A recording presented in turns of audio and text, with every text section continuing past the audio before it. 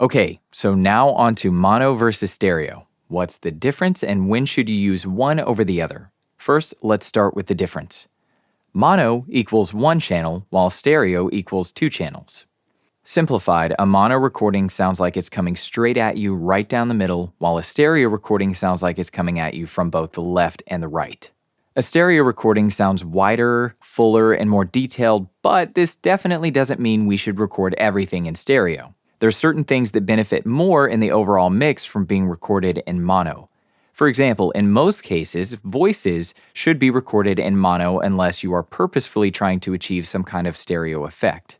Typically, in a mix, you want the voice coming straight down the middle, while the music and sound effects would be coming from the left and the right, which allows the voice to have separation from the rest of the mix. You can think of it like parting the C for the voice.